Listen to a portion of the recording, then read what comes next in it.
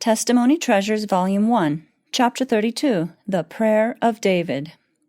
I was shown David entreating the Lord not to forsake him when he should be old, and what it was that called forth his earnest prayer. He saw that most of the aged around him were unhappy, and that unhappy traits of character increased especially with age. If persons were naturally close and covetous, they were most disagreeably so in their old age.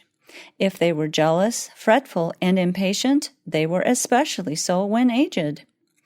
David was distressed as he saw that kings and nobles, who seemed to have the fear of God before them while in the strength of manhood, became jealous of their best friends and relatives when aged.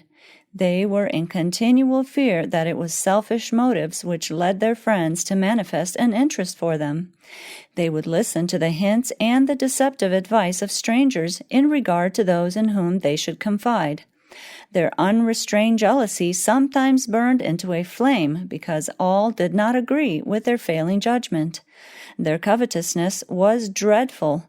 They often thought that their own children and relatives were wishing them to die in order to take their place and possess their wealth and receive the homage which had been bestowed upon them.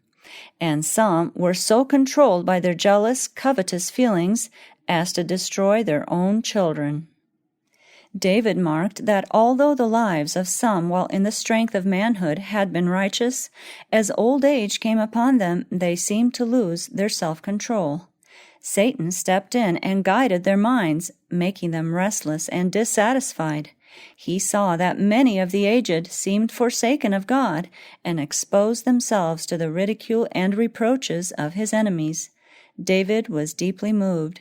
He was distressed as he looked forward to the time when he should be aged. He feared that God would leave him and that he would be as unhappy as other aged persons whose course he had noticed, and would be left to the reproach of the enemies of the Lord. With this burden upon him he earnestly prays, "Cast me not off in the time of old age. Forsake me not when my strength faileth. O God, thou hast taught me from my youth, and hitherto have I declared thy wondrous works. Now also, when I am old and gray-headed, O God, forsake me not, until I have showed thy strength unto this generation, and thy power to everyone that is to come." David felt the necessity of guarding against the evils which attend old age.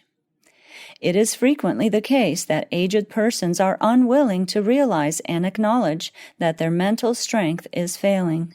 They shorten their days by taking care which belongs to their children. Satan often plays upon their imagination and leads them to feel a continual anxiety in regard to their money. It is their idol, and they hoard it with miserly care. They will sometimes deprive themselves of many of the comforts of life and labor beyond their strength rather than use the means which they have. In this way they place themselves in continual want through fear that sometime in the future they shall want. All these fears originate with Satan. He excites the organs which lead to slavish fears and jealousies which corrupt nobleness of soul and destroy elevated thoughts and feelings. Such persons are insane upon the subject of money. If they would take the position which God would have them, their last days might be their best and happiest. Those who have children in whose honesty and judicious management they have reason to confide should let their children make them happy. Unless they do this, Satan will take advantage of their lack of mental strength and will manage for them. They should lay aside anxiety and burdens and occupy their time as happily as they can and be ripening up for heaven.